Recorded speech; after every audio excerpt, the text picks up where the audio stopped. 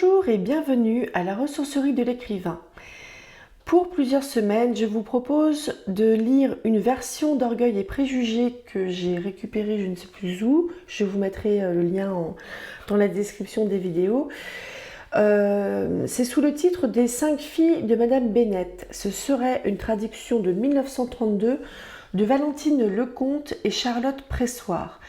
Donc il y a eu plusieurs traductions d'Orgueil et Préjugés.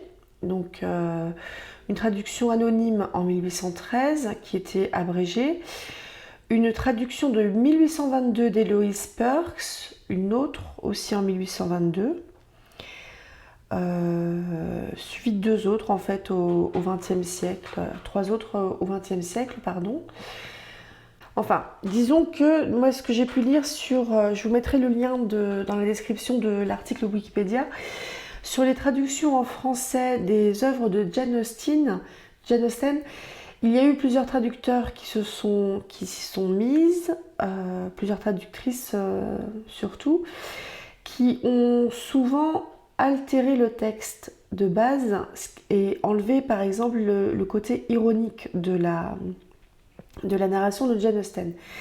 C'est pour ça que je me dis, pourquoi pas, moi, un de ces quatre, le lire dans la langue de Shakespeare, si je m'en sens capable. Je pense qu'il y a peut-être moyen de le lire en anglais quand ça fait un peu travailler les méninges. Mais on se retrouve donc pour lire Orgueil et Préjugés, qui est le livre qui est le plus connu de Jane Austen. Il me semble qu'il est sorti en 1813, voilà. Raison et sensibilité, ou Raison et sentiment, c'était 1811. Et Orgueil et Préjugés, c'est 1813. Elle a... Bon, je vous dis très rapidement aussi, elle a un recueil de poèmes qui s'appelle Juvenilia, qui a été publié en 2 ou 3 volumes. Je ne sais pas si ça a été traduit en français, ça m'étonnerait. Il y a une pièce de théâtre, Sir Charles Grandison or The Happy Man, a comedy in 5 acts.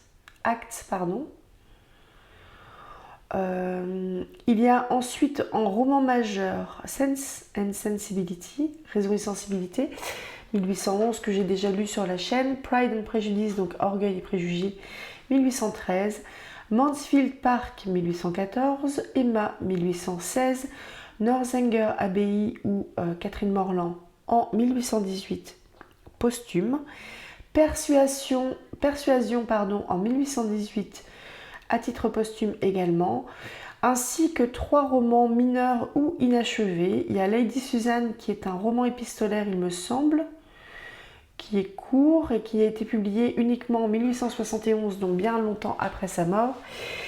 Il y a The Watsons, un roman inachevé abandonné, et Sanditon, un roman inachevé qui a été interrompu par la mort de l'autrice, qui a connu d'ailleurs une adaptation, voire même une réinterprétation, on va dire, de Sanditon, qui, il me semble, est quand même plutôt court, en une série qui est vraiment très sympa, que je vous conseille.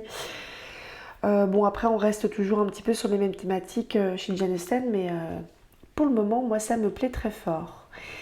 Et j'ai hâte d'ailleurs de lire, par exemple, Northanger Abbey pour voir si j'en aurai une meilleure idée qu'à la première lecture, que j'avais pas franchement appréciée.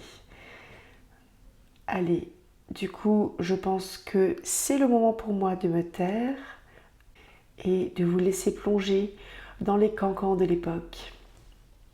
A tout de suite. Je vous souhaite une bonne écoute. Orgueil et Préjugés ou Les 5 filles de Madame Bennett. Un roman de Jane Austen publié en 1813. Introduction. Les intrigues sont simples, quoique nourries d'incidents multiples et variés. Contemporaine des débuts du romantisme, Jane Austen y est restée à peu près étrangère. Elle ne se complaît pas dans la peinture des situations tragiques ni des passions violentes. Observatrice avant tout, elle cherche seulement dans l'intrigue l'occasion de provoquer le jeu des sentiments, de mettre en lumière l'évolution des principaux caractères et de marquer les traits saillants des autres. C'est par là que ces personnages de premier plan attirent, intéressent et captivent le lecteur. Elles poussent le dédain du pittoresque jusqu'à ne pas nous faire connaître leur aspect physique. Mais elles arrivent si bien à nous les représenter du dedans qu'ils vivent vraiment sous nos yeux. Ces héroïnes ne se montrent ni très sentimentales, ni très passionnées, mais elles ont bien du charme.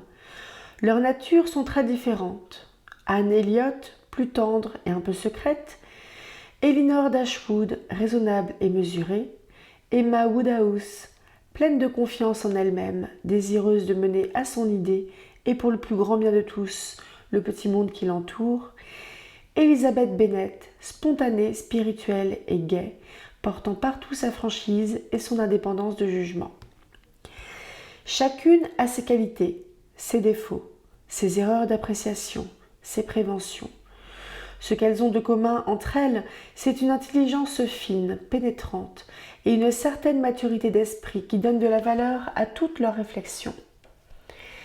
Miss Austen n'a pas moins soigné ses personnages secondaires, et nombreux parmi eux sont ceux qui ont excité sa verve et son sens aigu du ridicule. Bourgeoises vulgaires, mères enragées de marier leurs filles, dames de petite noblesse gonflées de leur importance et flattées lourdement par leurs protégés, baronnets férus de leurs titres, que la vue de leur arbre généalogique remplit chaque jour d'une satisfaction inlassable, jeunes filles hautaines et prétentieuses, petites écervelées, dont l'imagination ne rêve que bal, flirt et enlèvement, se meuvent autour des personnages principaux et forment un ensemble de types comiques dont aucun ne nous laisse indifférents. De même qu'un lecteur de David Copperfield n'oubliera pas M. Micawber et Uriah Heep, celui qui a lu Pride and Prejudice conserve toujours le souvenir de Lady Catherine et de M. Collins. Au milieu de tout ce monde qui s'agite, quelques observateurs, judicieux comme M. Knightley ou ironiques comme M. Bennet, portent des jugements savoureux, incisifs, dont leur entourage ne fait pas toujours son profit. Ces récits qui se développent à loisir dans une langue claire, souple et aisée, coupée de dialogues animés, ont provoqué les éloges de plusieurs grands écrivains anglais. Walter Scott enviait la délicatesse de touche avec laquelle Jane Austen donnait de l'intérêt aux incidents les plus ordinaires. Macaulay l'a comparé à Shakespeare pour sa facilité à créer des caractères. Thackeray reconnaissait pour tous ces petits détails vécus, tous ces menus faits d'observation rendent un son si naturel qu'il rappelle l'art de Swift. Lewes déclarait qu'il aimerait mieux être l'auteur de Pride and Prejudice que d'avoir écrit tous les romans de Walter Scott. Et les critiques de notre époque continuent à témoigner à Jane Austen l'admiration qu'elle mérite et dont elle a si peu joui de son vivant. Chapitre 1.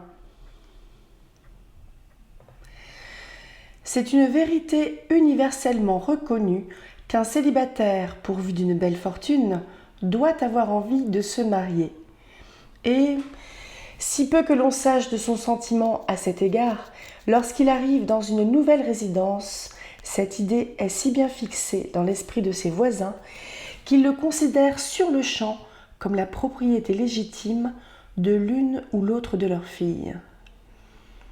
« Savez-vous, mon cher ami, dit un jour Madame Bennet à son mari, que Netherfield Park est enfin loué ?» Monsieur Bennet répondit qu'il l'ignorait. « Eh bien, c'est chose faite. Je le tiens de Madame Long qui sort d'ici. » Monsieur Bennet garda le silence. « Vous n'avez donc pas envie de savoir qui s'y installe ?» s'écria sa femme impatientée. « Vous brûlez de me le dire, et je ne vois aucun inconvénient à l'apprendre. » Madame Bennet n'en demandait pas davantage. « Eh bien, mon ami, à ce que dit Madame Long, le nouveau locataire de Netherfield serait un jeune homme très riche du nord de l'Angleterre. Il est venu lundi dernier en chaise de poste pour visiter la propriété et l'a trouvé tellement à son goût qu'il s'est immédiatement entendu avec M. Morris. Il doit s'y installer avant la Saint-Michel et plusieurs domestiques arrivent dès la fin de la semaine prochaine afin de mettre la maison en état. Comment s'appelle-t-il ? Bingley. Marié ou célibataire ? Marié ou célibataire ? Oh, mon ami, célibataire et très riche, 4 ou 5 000 livres de rente. Quelle chance pour nos filles ! Nos filles? En quoi cela les touche-t-il? Que vous êtes donc agaçant, mon ami! Je pense, vous le devinez bien, qu'il pourrait être un parti pour l'une d'elles. Est-ce dans cette intention qu'il vient s'installer ici? Dans cette intention? Quelle plaisanterie! Comment pouvez-vous parler ainsi? Tout de même, il n'y aurait rien d'invraisemblable à ce qu'il s'éprenne de l'une d'elles. C'est pourquoi vous ferez bien d'aller lui rendre visite dès son arrivée. Je n'en vois pas l'utilité. Vous pouvez y aller vous-même avec vos filles, ou vous pouvez les envoyer seules, ce qui serait peut-être encore préférable. Car vous êtes si bien conservé que M. Bingley pourra se tromper et égarer sur vous sa préférence. Vous me flattez, mon cher. J'ai certainement eu ma part de beauté jadis, mais aujourd'hui, j'ai abdiqué toute prétention. Lorsqu'une femme a 5 filles en âge de se marier, elle doit cesser de songer à ses propres charmes. D'autant que, dans ce cas, il est rare qu'il lui en reste beaucoup. Enfin, mon ami, il faut absolument que vous alliez voir M. Bingley dès qu'il sera notre voisin. Je ne m'y engage nullement. Mais pensez un peu à vos enfants, à ce que serait pour l'une d'elles un tel établissement. Sir William et Lady Lucas ont résolu d'y aller uniquement pour cette raison, car vous savez que d'ordinaire, ils ne font jamais visite aux nouveaux venus. Je vous le répète, il est indispensable que vous alliez à Netherfield, sans quoi nous ne pourrions y aller nous-mêmes. Vous avez vraiment trop de scrupules, ma chère. Je suis persuadée que M. Bingley serait enchanté de vous voir, et je pourrais vous confier quelques lignes pour l'assurer de mon chaleureux consentement à son mariage avec celle de mes filles qu'il voudra bien choisir. Je crois, toutefois, que je mettrai un mot en faveur de ma petite Lizzie. Quelle idée! Lizzie n'a rien de plus que les autres. Elle est beaucoup moins jolie que Jane et n'a pas la vivacité de Lydia. Certes, elles n'ont pas grand-chose pour les recommander les unes ni les autres. Elles sont sottes et ignorantes, comme toutes les jeunes filles. Lizzie, pourtant, a un peu plus d'esprit que ses sœurs. Oh, monsieur Bennet, parlez ainsi de ses propres filles. Mais vous prenez toujours plaisir à me vexer. Vous n'avez aucune pitié pour mes pauvres nerfs. Vous vous trompez, ma chère. J'ai pour vos nerfs le plus grand respect. Ce sont de vieux amis. Voilà plus de 20 ans que je vous entends parler d'eux avec considération. Ah, vous ne vous rendez pas compte de ce que je souffre. J'espère cependant que vous prendrez le dessus et que vous vivrez assez longtemps pour voir de nombreux jeunes gens pourvus de 4000 livres de rente venir s'installer dans le voisinage. Et quand il en viendrait 20, à quoi cela servirait-il, puisque vous refusez de faire leur connaissance? Soyez sûre, ma chère, que lorsqu'ils atteindront ce nombre, j'irai leur faire visite à tous. Monsieur Bennet était un si curieux mélange de vivacité, d'humeur sarcastique, de fantaisie et de réserve qu'une expérience de 23 années n'avait pas suffi à sa femme pour lui faire comprendre son caractère. Madame Bennet elle-même avait une nature moins compliquée. D'intelligence médiocre, peu cultivée et de caractère inégal, chaque fois qu'elle était de mauvaise humeur, elle s'imaginait éprouver des malaises nerveux. Son grand souci dans l'existence était de marier ses filles, et sa distraction la plus chère, les visites et les potins. Chapitre 2. Monsieur Bennet fut des premiers à se présenter chez monsieur Bingley. Il avait toujours eu l'intention d'y aller, tout en affirmant à sa femme jusqu'au dernier moment qu'il ne s'en souciait pas. Et ce fut seulement le soir qui suivit cette visite que madame Bennet en eut connaissance. Voici comment elle l'apprit. Monsieur Bennet, qui regardait sa seconde fille occupée à garnir un chapeau, lui dit subitement « J'espère, Lizzie, que monsieur Bingley le trouvera de son goût. » « Nous ne prenons pas le chemin de connaître les goûts de monsieur Bingley, » répliqua la mère avec amertume, « puisque nous n'aurons aucune relation avec lui. »« Vous oubliez, maman, dit Elisabeth, que nous le rencontrerons en soirée et que madame Long a promis de nous le présenter. »« Madame Long n'en fera rien. Elle-même a 2 nièces à caser. C'est une femme égoïste et hypocrite. Je n'attends rien d'elle. »« Moi non plus, dit monsieur Bennet. Et je suis bien aise de penser que vous n'aurez pas besoin de ses services. » Madame Bennet ne daigna pas répondre, mais, Incapable de se maîtriser, elle se mit à gourmander une de ses filles. « Kitty, pour l'amour de Dieu, ne toussez donc pas ainsi. Ayez un peu de pitié pour mes nerfs. » « Kitty manque d'à propos, » dit le père. « Elle ne choisit pas le bon moment pour tousser. »« Je ne tousse pas pour mon plaisir, » répliqua Kitty avec humeur. « Quand doit avoir lieu votre prochain bal, Lizzie ?»« De demain, en 15. »« Justement !» s'écria sa mère. « Et Madame Long, qui est absente, ne rentre que la veille. Il lui sera donc impossible de nous présenter M. Bingley, puisqu'elle-même n'aura pas eu le temps de faire sa connaissance. »« Eh bien, cher ami, vous aurez cet avantage sur Madame Long. C'est vous qui le lui présenterez. »« Impossible, Monsieur Bennet, impossible, puisque je ne le connaîtrai pas. Quel plaisir trouvez-vous à me taquiner ainsi ? » ?»« J'admire votre réserve. » Évidemment, des relations qui ne datent que de 15 jours sont peu de choses. Mais si nous ne prenons pas cette initiative, d'autres la prendront à notre place. Madame Long sera certainement touchée de notre amabilité, et si vous ne voulez pas faire la présentation, c'est moi qui m'en chargerai. Les jeunes filles regardaient leur père avec surprise. Madame Bennet dit seulement « Sottise que tout cela !» « Quel est le sens de cette énergique exclamation ?» s'écria son mari. « Vise-t-elle les formes protocolaires de la présentation ? Si oui, je ne suis pas tout à fait de votre avis. Qu'en dites-vous, Marie, vous qui êtes une jeune personne réfléchie, toujours plongée dans de gros livres ?» Marie aurait aimé faire une réflexion profonde, mais ne trouva rien à dire. « Pendant que Marie rassemble ses idées, continua-t-il, retournons à M. Bingley. »« Je ne veux plus entendre parler de M. Bingley, » déclara Madame Bennet. « J'en suis bien fâchée. Pourquoi ne pas me l'avoir dit plus tôt ? Si je l'avais su ce matin, je me serais certainement dispensée d'aller lui faire visite. C'est très regrettable, mais maintenant que la démarche est faite, nous ne pouvons plus esquiver les relations. » La stupéfaction de ces dames à cette déclaration fut aussi complète que M. Bennet pouvait le souhaiter, celle de sa femme surtout, bien que, la première explosion de joie calmée, elle assura qu'elle n'était nullement étonnée. « Que vous êtes bon, mon cher ami ! Je savais bien que je finirais par vous persuader. Vous aimez trop vos enfants pour négliger une telle relation. Oh, mon Dieu, que je suis contente ! Et quelle bonne plaisanterie aussi d'avoir fait cette visite ce matin et de ne nous en avoir rien dit jusqu'à présent. Maintenant, Kitty, vous pouvez tousser tant que vous voudrez, déclara M. Bennet.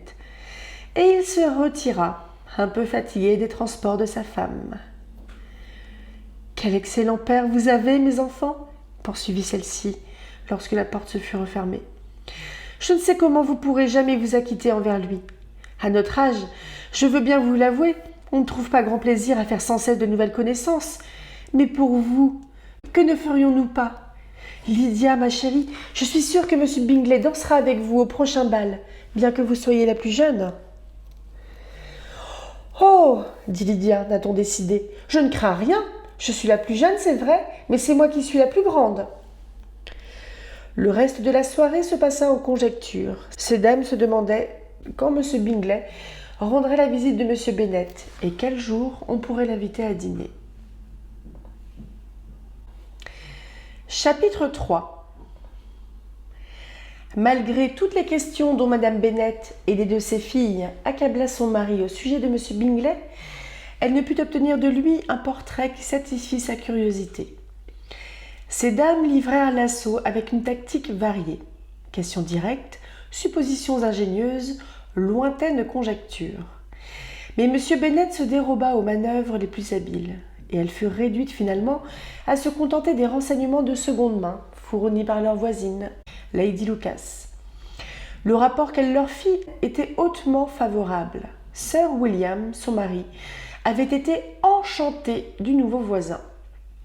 Celui-ci était très jeune, fort joli garçon, et, ce qui achevait de le rendre sympathique, il se proposait d'assister au prochain bal et d'y amener tout un groupe d'amis. Que pouvait-on rêver de mieux ? Le goût de la danse mène tout droit à l'amour. On pouvait espérer beaucoup du cœur de M. Bingley. Si je pouvais voir une de mes filles heureusement établie à Netherfield et toutes les autres aussi bien mariées, répétait Madame Bennet à son mari, Je n'aurai plus rien à désirer. » Au bout de quelques jours, M. Bingley rendit sa visite à M. Bennet et resta avec lui une dizaine de minutes dans la bibliothèque. Il avait espéré entrevoir les jeunes filles, dont on lui avait beaucoup vanté le charme, mais il ne vit que le père. Ces dames furent plus favorisées, car, d'une fenêtre de l'étage supérieur, elles eurent l'avantage de constater qu'il portait un habit bleu et montait un cheval noir. Une invitation à dîner lui fut envoyée peu après, et déjà, Madame Bennet composait un menu qui ferait honneur à ses qualités de maîtresse de maison, quand la réponse de M. Bingley vint tout suspendre. Il était obligé de partir pour Londres le jour suivant, et ne pouvait par conséquent avoir l'honneur d'accepter, etc. Madame Bennet en fut toute décontenancée. Elle n'arrivait pas à imaginer quelle affaire pouvait appeler M. Bingley à Londres, sitôt après son arrivée en Hertfordshire. Allait-il par hasard passer son temps à se promener d'un endroit à un autre, au lieu de s'installer convenablement à Netherfield comme c'était son devoir ? Lady Lucas calma un peu ses craintes, en suggérant qu'il était sans doute allé à Londres pour chercher les amis qu'il devait amener au prochain bal. Et bientôt se répandit la nouvelle que M. Bingley amènerait avec lui 12 dames et 7 messieurs. Les jeunes filles gémissaient devant un nombre aussi exagéré de danseuses. Mais, la veille du bal, elles eurent la consolation d'apprendre que M. Bingley n'avait ramené de Londres que ses 5 sœurs et un cousin. Finalement, lorsque le contingent de Netherfield fit son entrée dans la salle du bal, il ne comptait en tout que 5 personnes. M. Bingley, ses 2 sœurs, le mari de l'aîné et un autre jeune homme. M. Bingley plaisait dès l'abord par un extérieur agréable, une allure distinguée, un air avenant et des manières pleines d'aisance et de naturel. Ses sœurs étaient de belles personnes, d'une élégance incontestable, et son beau-frère, M. Hurst, avait l'air d'un gentleman, sans plus. Mais la haute taille, la belle physionomie, le grand air de son ami, M. Darcy, aidé de la rumeur qui, 5 minutes après son arrivée, circulait dans tous les groupes, qu'il possédait 10 000 livres de rente, attirèrent bientôt sur lui l'attention de toute la salle. Le sexe fort le jugea très bel homme.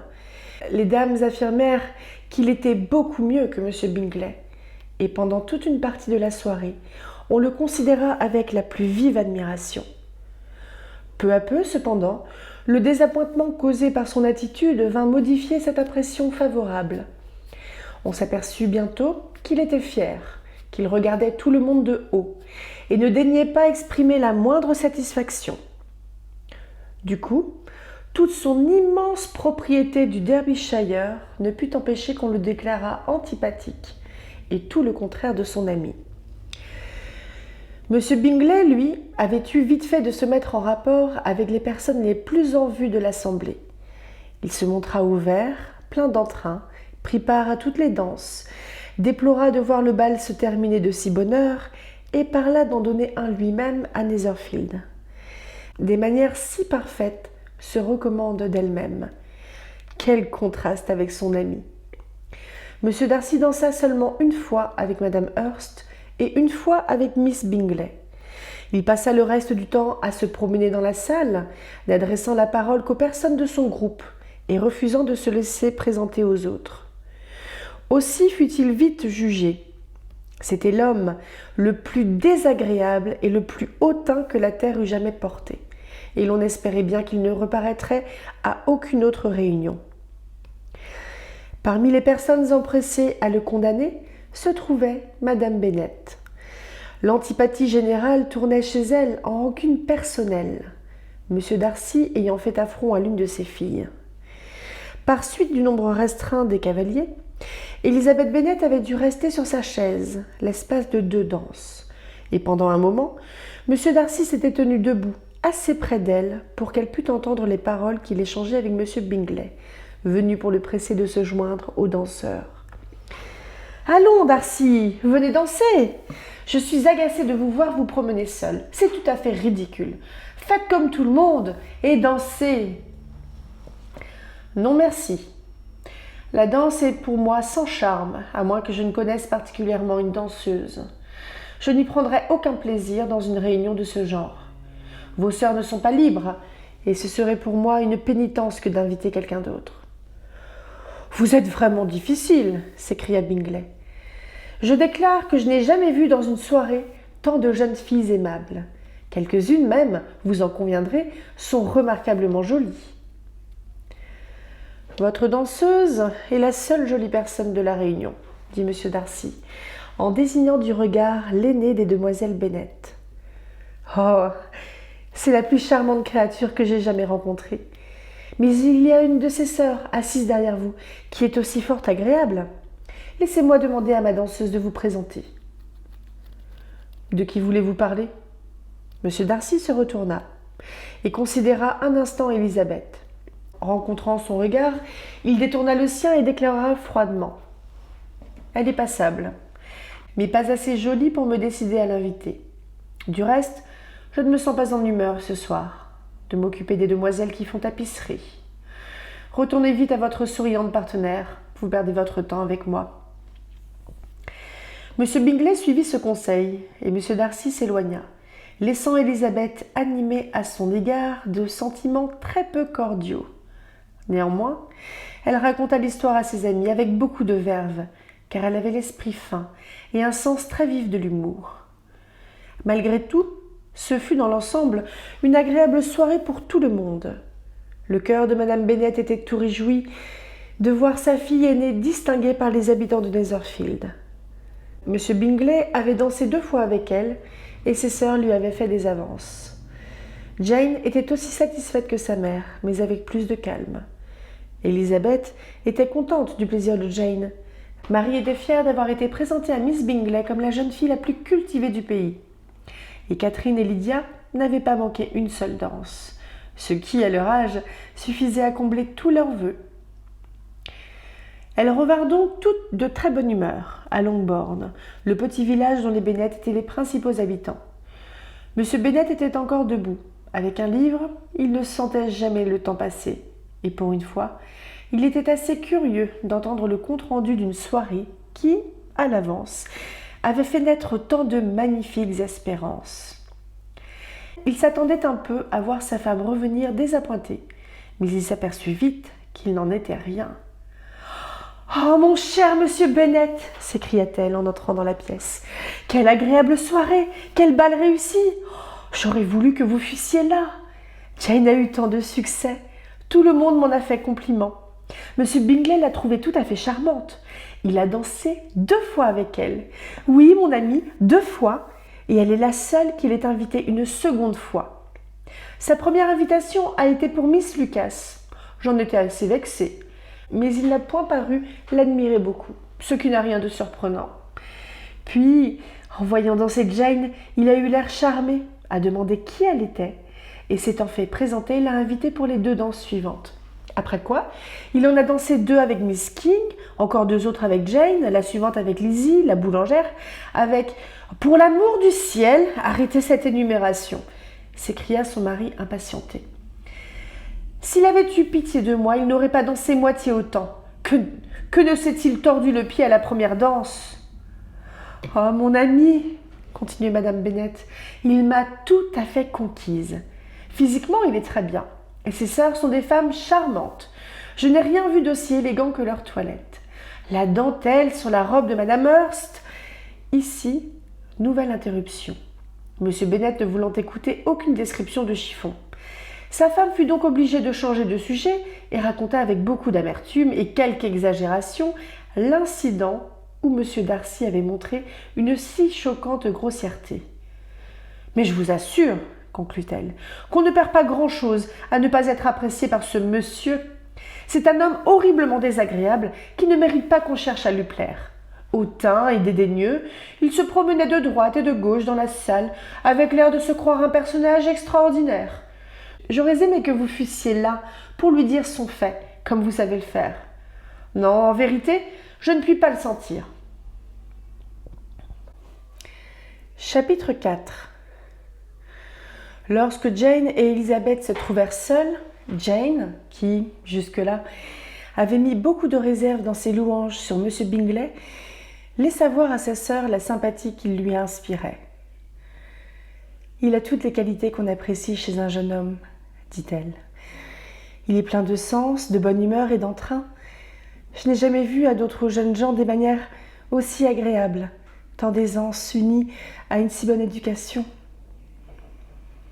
« Et de plus, » ajouta Élisabeth, « il est très joli garçon, ce qui ne gâte rien.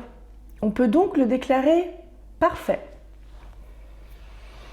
J'ai été très flattée qu'il m'invite une seconde fois. Je ne m'attendais pas à un tel hommage. Moi, je n'en ai pas été surprise. C'était très naturel. Pouvait-il ne pas s'apercevoir que vous étiez infiniment plus jolie que toutes les autres danseuses ? Il n'y a pas lieu de lui en être reconnaissante. Ceci dit, il est certainement très agréable et je vous autorise à lui accorder votre sympathie. Vous l'avez donné à bien d'autres qui ne le valaient pas. Ma chère Lizzie, la vérité, c'est que vous êtes portée à juger tout le monde avec trop de bienveillance. Vous ne voyez jamais de défaut à personne. De ma vie, je ne vous ai entendu critiquer qui que ce soit. Je ne veux juger personne trop précipitamment, mais je dis toujours ce que je pense. Je le sais, et c'est ce qui m'étonne. Comment, avec votre bon sens, pouvez-vous être aussi loyalement aveuglé sur la sottise d'autrui ? Il n'y a que vous qui ayez assez de candeur pour ne voir jamais chez les gens que leur bon côté. Alors, les sœurs de ce jeune homme vous plaisent aussi ? Elles sont pourtant beaucoup moins sympathiques que lui. Oui, au premier abord. Mais quand on cause avec elles, on s'aperçoit qu'elles sont fort aimables. Miss Bingley va venir habiter avec son frère, et je serais fort surprise si nous ne trouvions en elle une agréable voisine. Élisabeth ne répondit pas, mais elle n'était pas convaincue. L'attitude des sœurs de M. Bingley au bal ne lui avait pas révélé chez elle le désir de se rendre agréable à tout le monde. D'un esprit plus observateur et d'une nature moins simple que celle de Jane, n'étant pas, de plus, influencée par les attentions de ces dames, Élisabeth était moins disposée à les juger favorablement. Elle voyait en elles d'élégantes personnes, capables de se mettre en frais pour qui leur plaisait, mais somme toute fières et affectées. Madame Hurst et Miss Bingley étaient assez jolies. Elles avaient été élevées dans un des meilleurs pensionnats de Londres et possédaient une fortune de 20 000 livres. Mais l'habitude de dépenser sans compter et de fréquenter la haute société les portait à avoir d'elles-mêmes une excellente opinion et à juger leurs prochains avec quelque dédain. Elles appartenaient à une très bonne famille du nord de l'Angleterre, chose dont elles se souvenaient plus volontiers que de l'origine de leur fortune qui avait été faite dans le commerce. M. Bingley avait hérité d'environ 100 000 livres de son père. Celui-ci, qui souhaitait acheter un domaine, n'avait pas vécu assez longtemps pour exécuter son projet. M. Bingley avait la même intention, et ses sœurs désiraient vivement la lui voir réalisée. Bien qu'il n'eût fait que louer Netherfield, Miss Bingley était toute prête à diriger sa maison, et Madame Hurst, qui avait épousé un homme plus fashionable que fortuné, n'était pas moins disposée à considérer la demeure de son frère comme la sienne. Il y avait à peine 2 ans que M. Bingley avait atteint sa majorité, lorsque, par un effet du hasard, il avait entendu parler du domaine de Netherfield. Il était allé le visiter, l'avait parcouru en une demi-heure, et, le site et la maison lui plaisant, s'était décidé à louer sur le champ. En dépit d'une grande opposition de caractère, Bingley et Darcy étaient unis par une solide amitié. Darcy aimait Bingley pour sa nature confiante et docile, 2 dispositions pourtant si éloignées de son propre caractère. Bingley, de son côté, avait la plus grande confiance dans l'amitié de Darcy et la plus haute opinion de son jugement. Il lui était inférieur par l'intelligence, bien que lui-même n'en fût point dépourvu. Mais Darcy était hautain, distant, d'une courtoisie froide et décourageante. Et à cet égard, son ami reprenait l'avantage. Partout où il paraissait, Bingley était sûr de plaire. Les manières de Darcy n'inspiraient trop souvent que de l'éloignement. Il n'y avait qu'à les entendre parler du bal de Meryton pour juger de leur caractère. Bingley n'avait de sa vie rencontré des gens plus aimables, des jeunes filles plus jolies. Tout le monde s'était montré plein d'attention pour lui, point de raideur ni de cérémonie. Il s'était bientôt senti en pays de connaissance. Quant à Miss Bennet, c'était véritablement un ange de beauté. Monsieur Darcy, au contraire, n'avait vu là qu'une collection de gens chez qui il n'avait trouvé ni élégance ni charme. Personne ne lui avait inspiré le moindre intérêt. Personne ne lui avait marqué de sympathie ni procuré d'agrément. Il reconnaissait que Miss Bennet était jolie, mais elle souriait trop. Madame Hurst et sa sœur étaient de cet avis. Cependant, Jane leur plaisait. Elles déclarèrent que c'était une aimable personne avec laquelle on pouvait assurément se lier. Et leur frère se sentit autorisé par ce jugement à rêver à Miss Bennet, tout à sa guise. Chapitre 5. À peu de distance de Longbourn vivait une famille avec laquelle les Bennet étaient particulièrement liés. Sir William Lucas avait commencé par habiter Meryton, où il se faisait une petite fortune dans les affaires, lorsqu'il s'était vu élevé à la dignité de knight, à la suite d'un discours qu'il avait adressé au roi comme maire de la ville. Cette distinction lui avait un peu tourné la tête, en lui donnant le dégoût du commerce et de la vie simple de sa petite ville. Quittant l'un et l'autre, il était venu se fixer avec sa famille dans une propriété située à 1 mille de Meryton, qui prit dès lors le nom de Lucas Lodge. Là, délivré du joug des affaires, il pouvait à loisir méditer sur son importance et s'appliquer à devenir l'homme le plus courtois de l'univers. Son nouveau titre l'enchantait, sans lui donner pour cela le moindre soupçon d'arrogance. Il se multipliait au contraire, en attention pour tout le monde. Inoffensif, bon et serviable par nature, sa présentation à Saint James avait fait de lui un gentilhomme. Lady Lucas était une très bonne personne, à qui ses facultés moyennes permettaient de voisiner agréablement avec Madame Bennet. Elle avait plusieurs enfants, et l'aînée, jeune fille de 27 ans, intelligente et pleine de bon sens, était l'amie particulière d'Élisabeth. Les demoiselles Lucas et les demoiselles Bennet avaient l'habitude de se réunir après un bal pour échanger leurs impressions. Aussi, dès le lendemain de la soirée de Meryton, on vit arriver les demoiselles Lucas à Longbourn.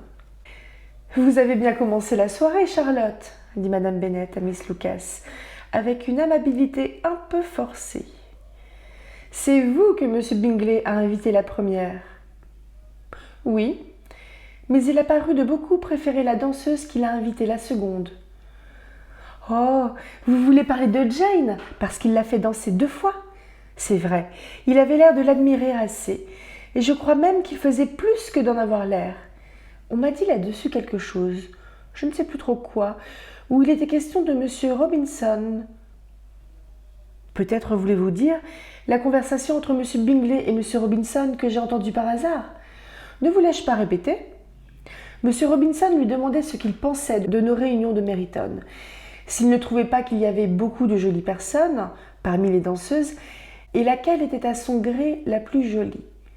À cette question, M. Bingley a répondu sans hésiter. « Oh, l'aînée des demoiselles Bennet, cela ne fait pas de doute. » Voyez-vous, eh bien, voilà qui est parlé net. Il semble en effet que... Cependant, il se peut que tout cela ne mène à rien. J'ai entendu cette conversation bien à propos. Je n'en dirai pas autant pour celle que vous avez surprise, Elisa, dit Charlotte. Les réflexions de M. Darcy sont moins gracieuses que celles de son amie. Pauvre Elisa, s'entendre qualifier tout juste de passable. Je vous en prie, ne poussez pas Lizzie à se formaliser de cette impertinence. Ce serait un grand malheur de plaire à un homme aussi désagréable. Madame Long me disait hier soir qu'il était resté une demi-heure à côté d'elle sans desserrer les lèvres. « Ne faites-vous pas erreur, maman ?» dit Jane.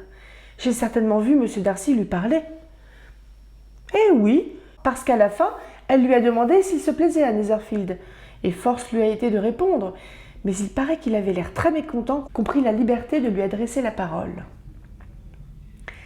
Miss Bingley dit qu'il n'est jamais loquace avec les étrangers, mais que dans l'intimité, c'est le plus aimable causeur. Je n'en crois pas un traître mot, mon enfant. S'il était si aimable, il aurait causé avec Madame Long. Non, je sais ce qu'il en est. Monsieur Darcy, tout le monde en convient, est bouffi d'orgueil. Il aura su, je pense, que Madame Long n'a pas d'équipage et que c'est dans une voiture de louage qu'elle est venue au bal. Cela m'est égal qu'il n'ait pas causé avec Madame Long, dit Charlotte. Mais j'aurais trouvé bien qu'il dansât avec Élisa. Une autre fois, Lizzie, dit la mère. À votre place, je refuserais de danser avec lui. Soyez tranquille, ma mère. Je crois pouvoir vous promettre en toute sûreté que je ne danserai jamais avec lui. Cet orgueil, dit Miss Lucas, me choque moins chez lui, parce que j'y trouve des excuses. On ne peut pas s'étonner qu'un jeune homme, aussi bien physiquement et pourvu de toutes sortes d'avantages tels que le rang et la fortune, ait de lui-même une haute opinion. Il a, si je puis dire, un peu le droit d'avoir de l'orgueil.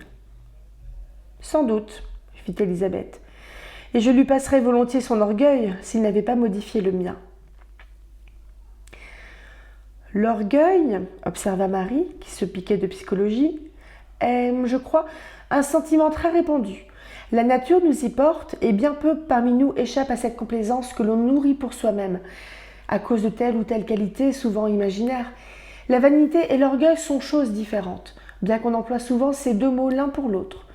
On peut être orgueilleux sans être vaniteux. L'orgueil se rapporte plus à l'opinion que nous avons de nous-mêmes, la vanité à celle que nous voudrions que les autres aient de nous. « Si j'étais aussi riche que M. Darcy, s'écria un jeune Lucas qui avait accompagné ses sœurs, je me moquerais bien de tout cela. Je commencerais par avoir une meute pour la chasse au renard et je boirais une bouteille de vin fin à chacun de mes repas. » Chapitre 6.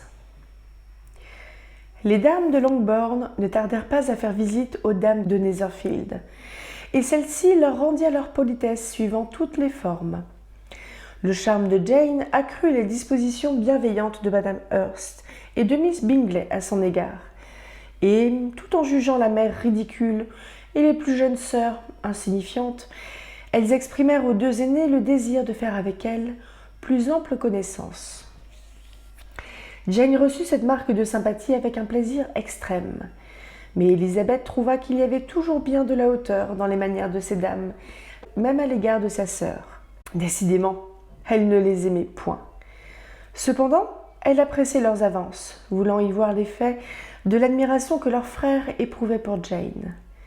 Cette admiration devenait plus évidente à chacune de leurs rencontres, et pour Élisabeth, il semblait également certain que Jane cédait de plus en plus à la sympathie qu'elle avait ressentie dès le commencement pour M. Bingley.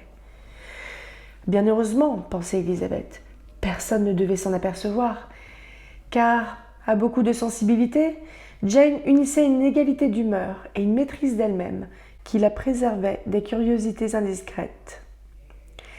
Élisabeth fit part de ses réflexions à Miss Lucas. « Il peut être agréable en pareil cas de tromper des indifférents, répondit Charlotte. Mais une telle réserve ne peut-elle parfois devenir un désavantage ?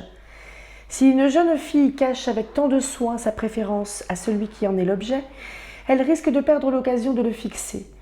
Et se dire ensuite que le monde n'y a rien vu est une bien mince consolation. La gratitude et la vanité jouent un tel rôle dans le développement d'une inclination qu'il n'est pas prudent de l'abandonner à elle-même. Votre sœur plaît à Bingley sans aucun doute, mais tout peut en rester là si elle ne l'encourage pas. Votre conseil serait excellent si le désir de faire un beau mariage était seul en question. Mais ce n'est pas le cas de Jane. Elle n'agit point par calcul. Elle n'est même pas encore sûre de la profondeur du sentiment qu'elle éprouve. Et elle se demande sans doute si ce sentiment est raisonnable. Voilà seulement 15 jours qu'elle a fait la connaissance de M. Bingley. Elle a bien dansé 4 fois avec lui à Meryton, l'a vu en visite à Netherfield un matin et s'est trouvée à plusieurs dîners où lui-même était invité. Mais ce n'est pas assez pour le bien connaître. « Allons, dit Charlotte, je fais de tout cœur des vœux pour le bonheur de Jane, mais je crois qu'elle aurait tout autant de chances d'être heureuse si elle épousait M. Bingley demain que si elle se met à étudier son caractère pendant une année entière. Car le bonheur en ménage est pure affaire de hasard. La félicité des deux époux ne m'apparaît pas devoir être plus grande du fait qu'ils se connaissaient à fond avant le mariage. Cela n'empêche pas les divergences de naître ensuite et de provoquer les inévitables déceptions. Mieux vaut, à mon avis, ignorer le plus possible les défauts de celui qui partagera votre existence. Vous m'amusez, Charlotte. Mais ce n'est pas sérieux, n'est-ce pas? Non, et vous-même n'agiriez pas ainsi.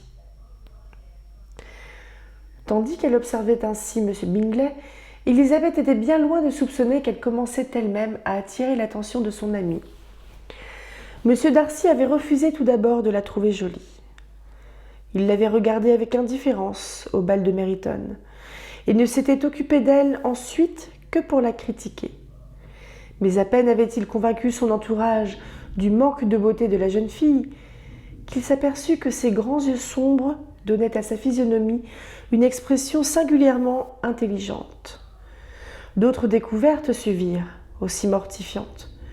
Il dut reconnaître à Élisabeth une silhouette fine et gracieuse, et lui, qui avait déclaré que ses manières n'étaient pas celles de la haute société, il se sentit séduit par leur charme tout spécial, fait de naturel et de gaieté.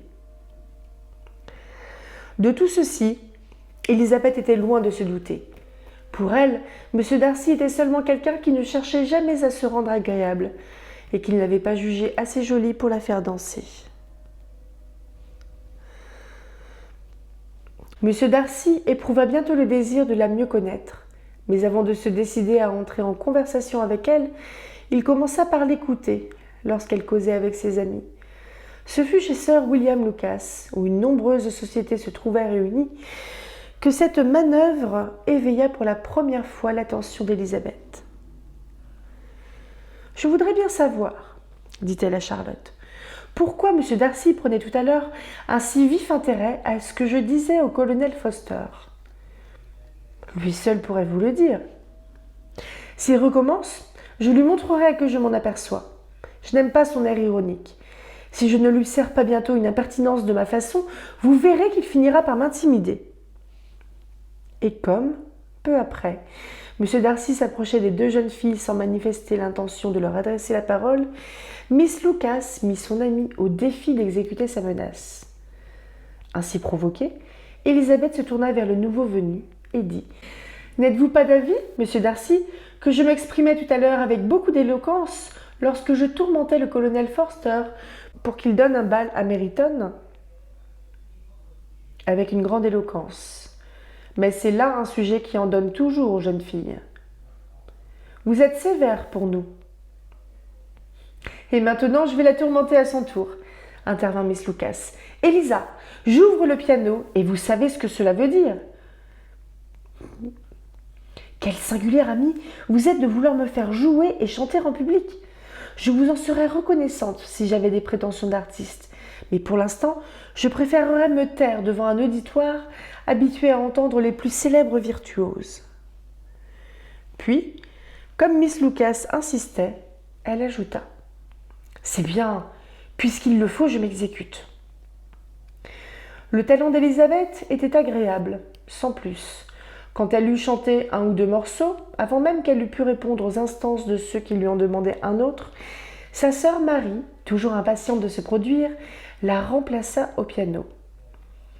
Marie, la seule des demoiselles Bennet qui ne fut pas jolie, se donnait beaucoup de peine pour perfectionner son éducation. Malheureusement, la vanité qui animait son ardeur au travail lui donnait en même temps un air pédant et satisfait qui aurait gâté un talent plus grand que le sien. Élisabeth jouait beaucoup moins bien que Marie, mais simple et naturelle, on l'avait écoutée avec plus de plaisir que sa sœur. À la fin d'un interminable concerto, Mary fut heureuse d'obtenir quelques bravos en jouant des airs écossais réclamés par ses plus jeunes sœurs, qui se mirent à danser à l'autre bout du salon avec 2 ou 3 officiers et quelques membres de la famille Lucas. Non loin de là, M. Darcy regardait les danseurs avec désapprobation, ne comprenant pas qu'on pût ainsi passer toute une soirée sans réserver un moment pour la conversation. il fut soudain tiré de ses réflexions par la voix de Sir William Lucas. « Quel joli divertissement pour la jeunesse que la danse, monsieur Darcy. À mon avis, c'est le plaisir le plus raffiné des sociétés civilisées. »« Certainement, monsieur. Et il a l'avantage d'être également en faveur parmi les sociétés les moins civilisées. Tous les sauvages dansent. » Sir William se contenta de sourire. « Votre ami danse dans la perfection, continua-t-il, au bout d'un instant, en voyant Bingley se joindre au groupe des danseurs. Je ne doute pas que vous-même, monsieur Darcy, vous n'excelliez dans cet art. Dansez-vous souvent à la cour ? Jamais, monsieur. Ce noble lieu mériterait pourtant cet hommage de votre part. C'est un hommage que je me dispense toujours de rendre, lorsque je puis m'en dispenser. Vous avez un hôtel à Londres, m'a-t-on dit. Monsieur Darcy s'inclina, mais ne répondit rien. J'ai eu jadis des velléités de m'y fixer moi-même, car j'aurais aimé vivre dans un monde cultivé, mais j'ai craint que l'air de la ville ne fût contraire à la santé de Lady Lucas. Ces confidences restèrent encore sans réponse. Voyant alors Élisabeth qui venait de leur côté, Sir William eut une idée qui lui sembla des plus galantes. « Comment ? Ma chère Miss Élisa, vous ne dansez pas ?» s'exclama-t-il. « Monsieur Darcy, laissez-moi vous présenter cette jeune fille comme une danseuse remarquable.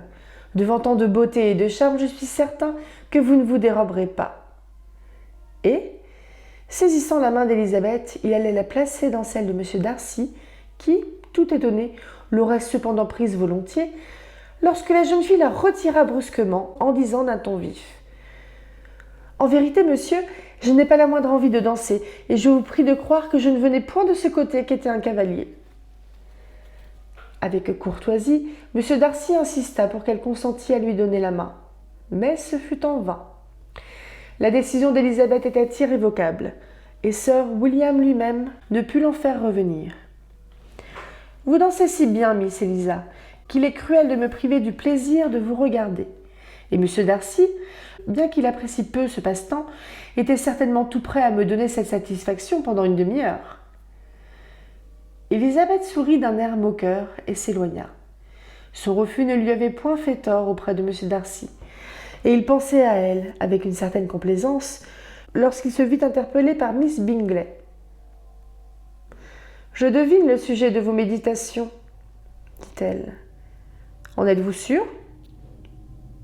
Vous songez certainement qu'il vous serait bien désagréable de passer beaucoup de soirées dans le genre de celle-ci. C'est aussi mon avis. Dieu, que ces gens sont insignifiants, vulgaires et prétentieux. Je donnerais beaucoup pour vous entendre dire ce que vous pensez d'eux. Vous vous trompez tout à fait. Mes réflexions étaient d'une nature beaucoup plus agréable. Je songeais seulement au grand plaisir que peuvent donner deux beaux yeux dans le visage d'une jolie fille. » Miss Bingley le regarda fixement, en lui demandant quelle personne pouvait lui inspirer ce genre de réflexion. « Miss Elizabeth Bennet, » répondit M. Darcy sans sourciller. « Miss Elizabeth Bennet ?» répéta Miss Bingley. « Je n'en reviens pas. Depuis combien de temps occupe-t-elle ainsi vos pensées, et quand faudra-t-il que je vous présente mes vœux de bonheur ? » Voilà bien la question que j'attendais. L'imagination des femmes court vite et saute, en un clin d'œil, de l'admiration à l'amour et de l'amour au mariage. J'étais sûre que vous alliez m'offrir vos félicitations. Oh, si vous le prenez ainsi, je considère la chose comme faite. Vous aurez en vérité une délicieuse belle-mère et qui vous tiendra sans doute souvent compagnie à Pemberley. M. Darcy écouta ces plaisanteries avec la plus parfaite indifférence et, rassurée par son air impassible, Miss Bingley donna libre cours à sa verve moqueuse. Chapitre 7. La fortune de M. Bennet consistait presque tout entière en un domaine d'un revenu de 2000 livres, mais qui, malheureusement pour ses filles, devait, à défaut d'héritier mâle, revenir à un cousin éloigné. L'avoir de leur mère, bien qu'appréciable, ne pouvait compenser une telle perte. Madame Bennet, qui était la fille d'un avoué de Meryton, avait hérité de son père 4000 livres.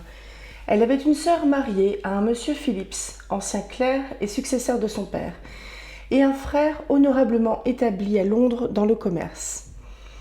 Le village de Longbourn n'était qu'à 1 mille de Meryton, distance commode pour les jeunes filles, qui, 3 ou 4 fois par semaine, éprouvaient l'envie d'aller présenter leurs devoirs à leur tante, ainsi qu'à la modiste qui lui faisait face de l'autre côté de la rue. Les deux Benjamines, d'esprit plus frivole que leurs aînés, mettaient à rendre ces visites un empressement particulier. Quand il n'y avait rien de mieux à faire, une promenade à Meryton occupait leur matinée et fournissait un sujet de conversation pour la soirée. Si peu fertile que fût le pays en événements extraordinaires, elles arrivaient toujours à glaner quelques nouvelles chez leur tante. Actuellement, elles étaient comblées de joie par la récente arrivée dans le voisinage d'un régiment de la milice. Ils devaient y cantonner tout l'hiver et Meryton était leur quartier général. Les visites à Madame Phillips étaient maintenant fécondes en informations, du plus haut intérêt. Chaque jour ajoutait quelque chose à ce que l'on savait sur les officiers, leur nom, leur famille, et bientôt l'on fit connaissance avec les officiers eux-mêmes. Monsieur Phillips leur fit visite à tous, ouvrant ainsi à ses nièces une source de félicité inconnue jusqu'alors. Du coup, elles ne parlèrent plus que des officiers, et la grande fortune de monsieur Bingley, dont l'idée seule faisait vibrer l'imagination de leur mère, n'était rien pour elles, comparée à l'uniforme rouge d'un sous-lieutenant.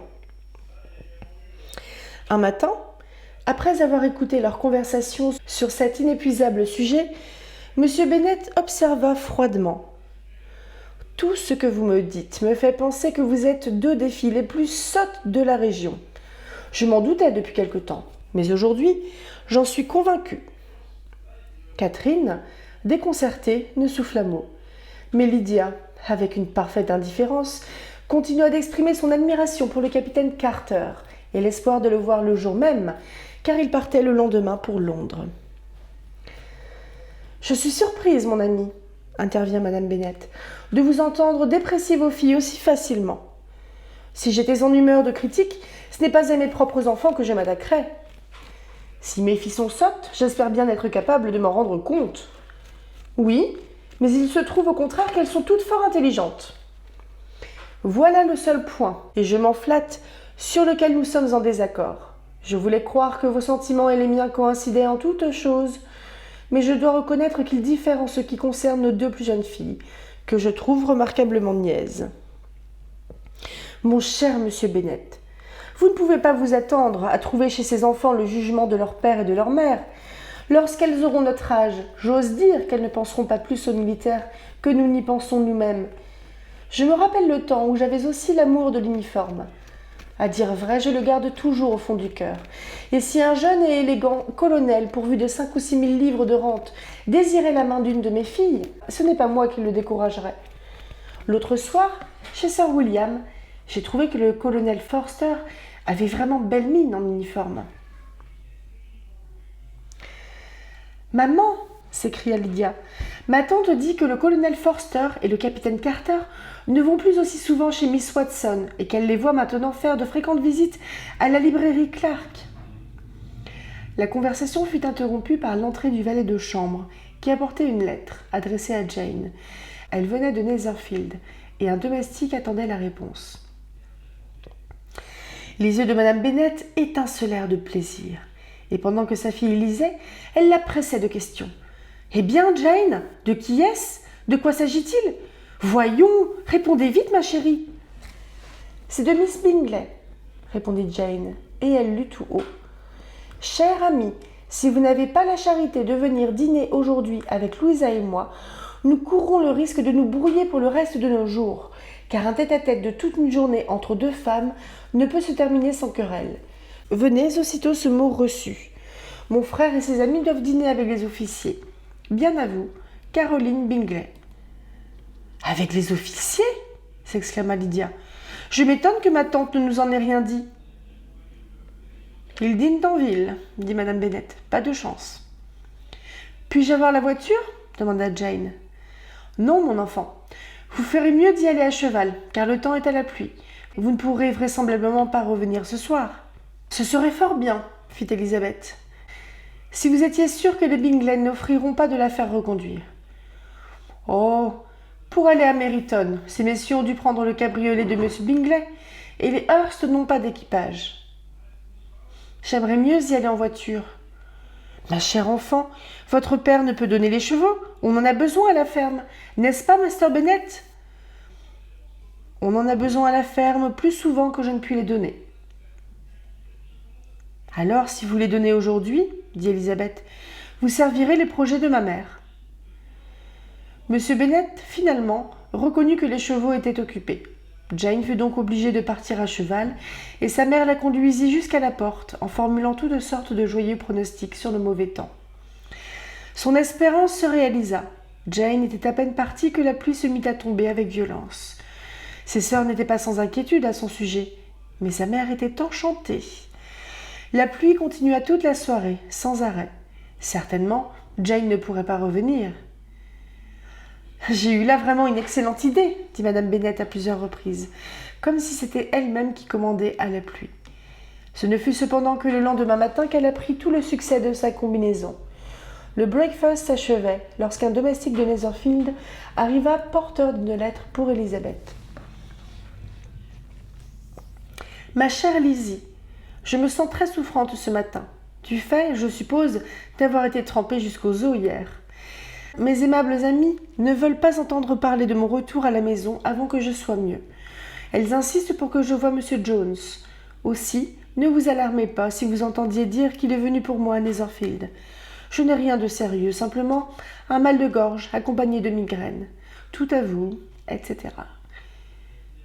« Eh bien, ma chère amie, » dit M. Bennet, quand Elisabeth eut achevé de lire la lettre à haute voix. « Si l'indisposition de votre fille s'aggravait et se terminait mal, vous auriez la consolation de penser qu'elle l'a contractée en courant après M. Bingley pour vous obéir. Oh, je suis sans crainte, on ne meurt pas d'un simple rhume, elle est certainement bien soignée. Tant qu'elle reste là-bas, on peut être tranquille. J'irai la voir, si la voiture était libre. » Mais Elisabeth, vraiment anxieuse, décida de se rendre elle-même à Netherfield. Comme la voiture n'était pas disponible et que la jeune fille ne montait pas à cheval, elle n'avait d'autre alternative que d'y aller à pied. « Avec une boue pareille, à quoi pensez-vous » s'écria sa mère lorsqu'elle annonça son intention. « Vous ne serez pas présentable en arrivant. »« Je le serai suffisamment pour voir Jane, et c'est tout ce que je veux. »« Donnez-vous à entendre, » dit le père, « que je devrais envoyer chercher les chevaux ? Nullement, je ne crains pas la marche. La distance n'est rien quand on a un motif pressant, et il n'y a que 3 milles. Je serai de retour avant le dîner. J'admire l'ardeur de votre dévouement fraternel, déclara Marie. Mais toute impulsion du sentiment devrait être réglée par la raison, et l'effort, à mon avis, doit toujours être proportionné au but qu'on se propose. Nous vous accompagnons jusqu'à Meryton, dirent Catherine et Lydia. Et Elisabeth accepta leur compagnie, et les 3 jeunes filles partirent ensemble. Si nous nous dépêchons, dit Lydia en cours de route, peut-être apercevrons-nous le capitaine Carter avant son départ. À Meryton, elles se séparèrent. Les 2 plus jeunes se rendirent chez la femme d'un officier, tandis qu'Elisabeth poursuivait seule son chemin. On eût pu la voir, dans son impatience d'arriver, aller à travers champs, franchir les échaliers, sauter les flaques d'eau, pour se trouver enfin devant la maison, les jambes lasses, les bas crottés et les joues enflammées par l'exercice. Elle fut introduite dans la salle à manger où tout le monde était réuni, sauf Jane. Son apparition causa une vive surprise. Que seule, à cette heure matinale, elle eût fait 3 milles dans une boue pareille. Madame Hurst et Miss Bingley n'en revenaient pas. Et dans leur étonnement, Elisabeth sentit nettement de la désapprobation. Elles lui firent toutefois un accueil très poli. Dans les manières de leur frère, il y avait mieux que de la politesse. Il y avait de la cordialité. M. Darcy dit peu de choses, et M. Hurst rien du tout. Le premier, tout en admirant le teint d'Elisabeth avivé par la marche, se demandait s'il y avait réellement motif à ce qu'elle eût fait seule une si longue course. Le second ne pensait qu'à achever son déjeuner. Les questions d'Elisabeth au sujet de sa sœur reçurent une réponse peu satisfaisante. Miss Bennet avait mal dormi. Elle s'était levée cependant, mais elle se sentait fiévreuse et n'avait pas quitté sa chambre. Elisabeth se fit conduire immédiatement auprès d'elle, et Jane, qui, par crainte d'alarmer les siens, n'avait pas osé réclamer une visite, fut ravie de la voir entrer. Son état ne lui permettait pas de parler beaucoup, et quand Miss Bingley les eut laissés ensemble, elle se borna à exprimer sa reconnaissance pour l'extrême bonté qu'on lui témoignait. Leur déjeuner terminé, les deux sœurs vinrent les rejoindre, et Elisabeth elle-même se sentit touchée en voyant l'affection et la sollicitude dont elles entouraient Jane. Le médecin, arrivant à ce moment, examina la malade et déclara, comme on s'y attendait, qu'elle avait pris un gros rhume qui demandait à être soigné sérieusement. Il lui conseilla de se remettre au lit et promit de lui envoyer quelques potions. Jane obéit docilement, car les symptômes de fièvre augmentaient, ainsi que les douleurs de tête. Elisabeth ne quitta pas un instant la chambre de sa sœur, et Madame Hurst et Miss Bingley ne s'en éloignèrent pas beaucoup non plus. Les messieurs étant sortis, elle n'avait rien de plus intéressant à faire. Quand l'horloge sonna 3 heures, Elisabeth, bien à contre-cœur, annonça son intention de repartir.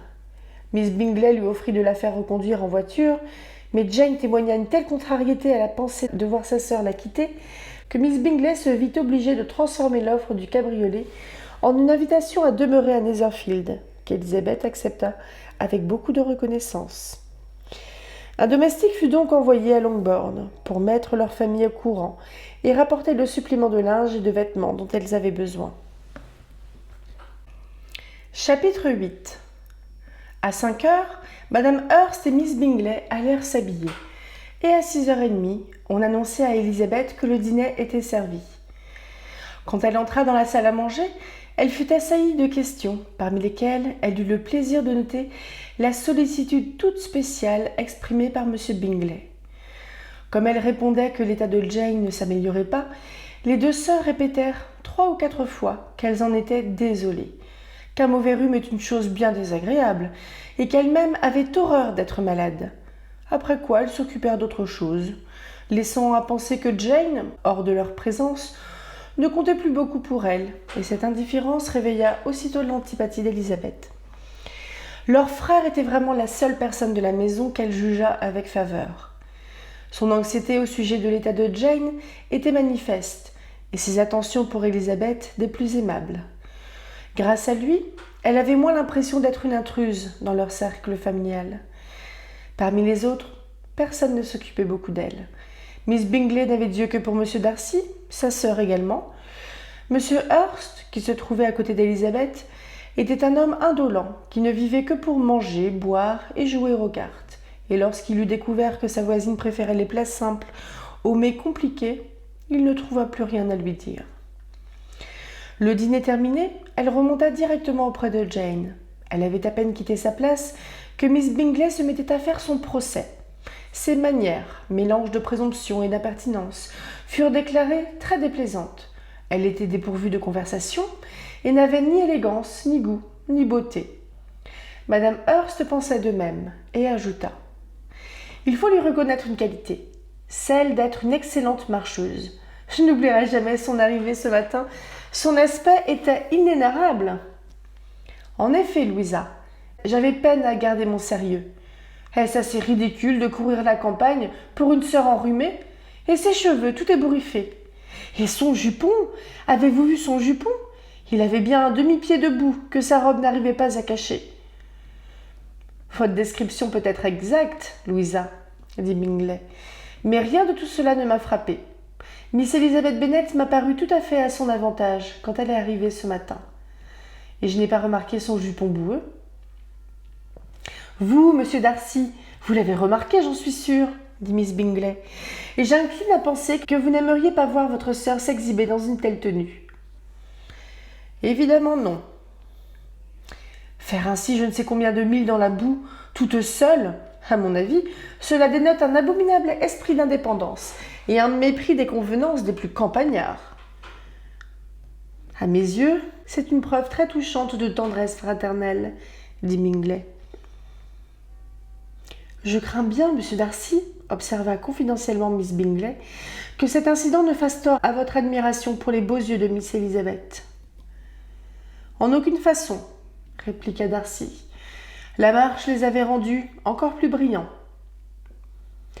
Un court silence suivit ces paroles, après lequel Madame Hurst reprit. J'ai beaucoup de sympathie pour Jane Bennet, qui est vraiment charmante, et je souhaite de tout cœur lui voir faire un joli mariage. Mais avec une famille comme la sienne, je crains bien qu'elle n'ait point cette chance. Il me semble vous avoir entendu dire qu'elle avait un oncle avoué à Meryton. Oui, et un autre à Londres, qui habite quelque part du côté de Cheapside. Quartier des plus élégants, ajouta sa sœur, et toutes deux se mirent à rire aux éclats. Et quand elles auraient des oncles à en remplir Cheapside, s'écria Bingley, ce n'est pas cela qui les rendrait moins aimables. Oui, mais cela diminuerait singulièrement leurs chances de se marier dans la bonne société, répliqua Darcy. Bingley ne dit rien, mais ses sœurs approuvèrent chaleureusement, et pendant quelque temps encore donnèrent libre cours à leur gaieté, aux dépens de la parenté vulgaire de leur excellente amie. Cependant, reprises par un accès de sollicitude, elles montèrent à sa chambre, en quittant la salle à manger, et restèrent auprès d'elle jusqu'à ce qu'on les appelât pour le café. Jane souffrait toujours beaucoup, et sa sœur ne voulait pas la quitter. Cependant, tard dans la soirée, ayant eu le soulagement de la voir s'endormir, elle se dit qu'il serait plus correct, sinon plus agréable, de descendre un moment. En entrant dans le salon, elle trouva toute la société en train de jouer à la mouche, et fut immédiatement priée de se joindre à la partie. Comme elle soupçonnait qu'on jouait à gros jeu, elle déclina l'invitation, et, donnant comme excuse son rôle de garde-malade, dit qu'elle prendrait volontiers un livre pendant les quelques instants où elle pouvait rester en bas. Monsieur Hurst la regarda, stupéfait. « Préféreriez-vous la lecture aux cartes ?» demanda-t-il. « Quel goût singulier !»« Miss Elizabeth Bennet dédaigne les cartes, » répondit Miss Bingley, « et la lecture est son unique passion. »« Je ne mérite ni cette louange, ni ce reproche, » répliqua Elizabeth. « Je ne suis point aussi fervente de lecture que vous l'affirmez, et je prends plaisir à beaucoup d'autres choses. »« Vous prenez plaisir, j'en suis sûre, à soigner votre sœur, » intervint Bingley. « Et j'espère que ce plaisir sera bientôt redoublé par sa guérison. » Élisabeth remercia cordialement, puis se dirigea vers une table où elle voyait quelques livres. Bingley aussitôt lui offrit d'aller en chercher d'autres. « Pour votre agrément, comme pour ma réputation, je souhaiterais avoir une bibliothèque mieux garnie. Mais voilà, je suis très paresseux. Et bien que je possède peu de livres, je ne les ai même pas tous lus. »« Je suis surprise, » dit Miss Bingley, « que mon père ait laissé si peu de livres. Mais vous, monsieur Darcy, quelle merveilleuse bibliothèque vous avez à Pemberley ?»« Rien d'étonnant à cela, » répondit-il, « car elle est l'œuvre de plusieurs générations. Et vous-même travaillez encore à l'enrichir. Vous êtes toujours en train d'acheter des livres. Je ne comprends pas qu'on puisse négliger une bibliothèque de famille. Je suis sûre que vous ne négligez rien de ce qui peut ajouter à la splendeur de votre belle propriété. Charles, lorsque vous vous ferez bâtir une résidence, je vous conseille sérieusement d'acheter le terrain aux environs de Pemberley et de prendre le manoir de M. Darcy comme modèle. Il n'y a pas en Angleterre de plus beau comté que le Derbyshire. Certainement. J'achèterai même Pemberley si Darcy veut me le vendre. Charles, je parle de choses réalisables. Ma parole, Caroline, je crois qu'il serait plus facile d'acheter Pemberley que de le copier. Élisabeth, intéressée par la conversation, se laissa distraire de sa lecture. Elle posa bientôt son livre et, s'approchant de la table, prit place entre M. Bingley et sa sœur aînée pour suivre la partie. « Miss Darcy a-t-elle beaucoup changé depuis ce printemps ?» dit Miss Bingley. « Promet-elle d'être aussi grande que moi ?»« Je crois que oui. Elle est maintenant à peu près de la taille de Miss Elizabeth, ou même plus grande.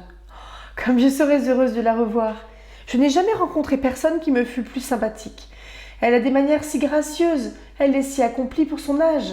Son talent de pianiste est vraiment remarquable. »« Je voudrais savoir, » dit Bingley, « comment font les jeunes filles pour acquérir tant de talent ? Toutes savent peindre de petites tables, broder des éventails, tricoter des bourses. Je n'en connais pas une qui ne sache faire tout cela. Jamais je n'ai entendu parler d'une jeune fille sans être aussitôt informée qu'elle était parfaitement accomplie. »« Ce n'est que trop vrai, » dit Darcy. « On qualifie ainsi nombre de femmes qui ne savent en effet que broder un écran ou tricoter une bourse. Mais je ne puis souscrire à votre jugement général sur les femmes. Pour ma part, je n'en connais pas dans mes relations plus d'une demi-douzaine qui méritent réellement cet éloge. »« Alors, » observa Élisabeth, « c'est que vous faites entrer beaucoup de choses dans l'idée que vous vous formez d'une femme accomplie. »« Beaucoup, en effet. »« Oh, sans doute, s'écria Miss Bingley, sa fidèle alliée. Pour qu'une femme soit accomplie, il faut qu'elle ait une connaissance approfondie de la musique, du chant, de la danse et des langues étrangères. Mais il faut encore qu'elle ait dans l'air, la démarche, le son de la voix, la manière de s'exprimer, un certain quelque chose, faute de quoi ce qualificatif ne serait qu'à demi mérité. Et à tout ceci, ajouta M. Darcy, elle doit ajouter un avantage plus essentiel, en cultivant son intelligence par de nombreuses lectures. S'il en est ainsi, je ne suis pas surprise que vous ne connaissiez pas plus d'une demi-douzaine de femmes accomplies. Je m'étonne plutôt que vous en connaissiez autant. Êtes-vous donc si sévère pour votre propre sexe? Non, mais je n'ai jamais vu réuni tant de capacités, tant de goût, d'application et d'élégance. Madame Hurst et Miss Bingley protestèrent en chœur contre l'injustice d'Élisabeth, affirmant qu'elle connaissait beaucoup de femmes répondant à ce portrait, lorsque M. Hurst les rappela à l'ordre en se plaignant amèrement de ce que personne ne prêtait attention au jeu. La conversation se trouvant suspendue, Élisabeth quitta peu après le salon. « Élisabeth Bennet, dit Miss Bingley, dès que la porte fut refermée, est de ces jeunes filles qui cherchent à se faire valoir auprès de l'autre sexe, en dénigrant le leur. Et je crois que beaucoup d'hommes s'y laissent prendre. Mais c'est à mon avis un artifice bien méprisable. »« Sans aucun doute, » répliqua Darcy, à qui ces paroles s'adressaient spécialement. « Il y a quelque chose de méprisable dans tous les artifices que les femmes s'abaissent à mettre en œuvre pour nous séduire. » Miss Bingley fut trop peu satisfaite par cette réponse pour insister davantage sur ce sujet. Lorsqu'Élisabeth reparut, ce fut seulement pour dire que sa sœur était moins bien et qu'il lui était impossible de la quitter. Bingley insistait pour qu'on allât chercher immédiatement M. Jones, tandis que ses sœurs, dédaignant ce praticien rustique, jugeaient qu'il vaudrait mieux envoyer un express à Londres pour ramener un des meilleurs médecins. Élisabeth écarta formellement cette idée, mais elle accepta le conseil de M. Bingley, et il fut convenu qu'on irait dès le matin chercher M. Jones, si la nuit n'apportait aucune amélioration à l'état de Miss Bennet. Bingley avait l'air très inquiet, et ses sœurs se déclaraient navrées, ce qui ne les empêcha pas de chanter des duos après le souper, tandis que leur frère calmait son anxiété en faisant à la femme de charge 1000 recommandations pour le bien-être de la malade et de sa sœur.